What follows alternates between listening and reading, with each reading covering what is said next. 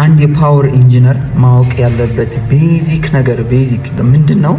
ስለ ሳይኑሶይዳል ዌቭ በቮልቴጅ በከረንት ሪል ትርጉሙ ምን እንደሆነ እሱን በደንብ ማወቅ ይኖርበታል ማለት ነው።